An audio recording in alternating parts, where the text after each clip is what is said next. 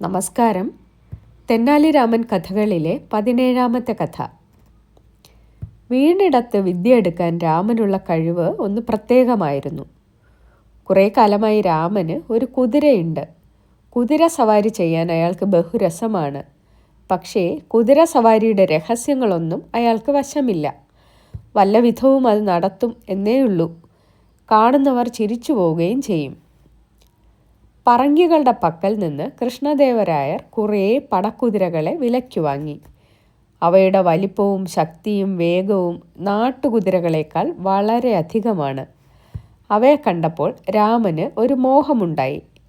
ഒരു കുതിരയുടെ പുറത്തിരുന്ന് സവാരി ചെയ്യണം. അയാൾ തൻ്റെ മോഹം ചക്രവർത്തിയെ അറിയിച്ചു. രാമ, വേണ്ടാത്ത വേലയ്ക്കൊന്നും പോകരുത് കേട്ടോ. നിങ്ങൾക്ക് കുതിര സവാരി അത്ര പറ്റിയതല്ല, പ്രത്യേകിച്ച് പടക്കുതിര സവാരി. തിരുമേനി, ഒരു പ്രാവശ്യത്തേക്ക് സമ്മതം തരണം. എനിക്ക് വിരോധമില്ല, പക്ഷേ ഞാനൊരു താക്കീത് തരുന്നു. കുതിര നിങ്ങളെ താഴെ ഇടാതെ നോക്കിക്കൊള്ളണം. അത് ഞാൻ നോക്കിക്കൊള്ളാം തിരുമേനി.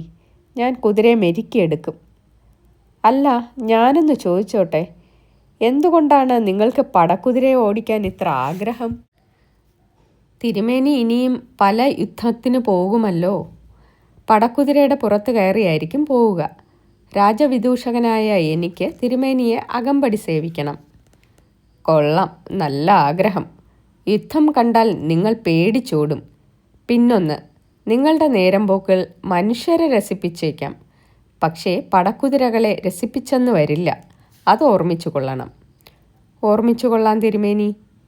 ചക്രവർത്തി ഒരു പടക്കുതിരയെ വരുത്തി. രാമൻ വല്ല വിധവും അതിൻ്റെ പുറത്ത് കയറിയിരുന്നു.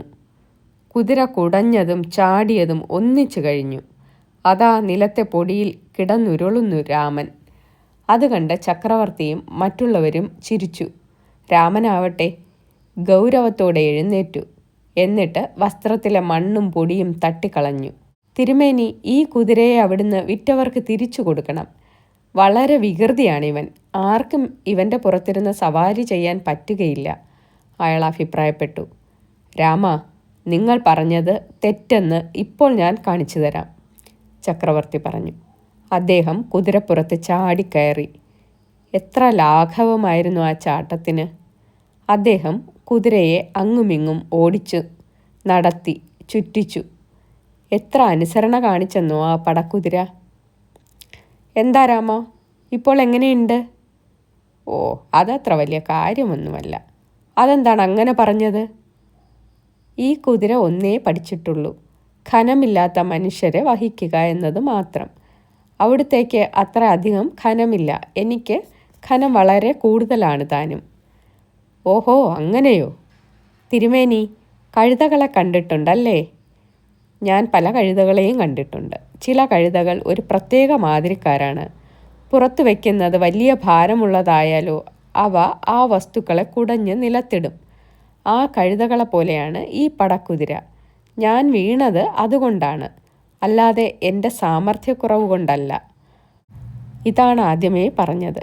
വീണിടത്ത് വിദ്യ എടുക്കാൻ വിരുദ്ധനാണ് രാമനെന്ന്. നന്ദി.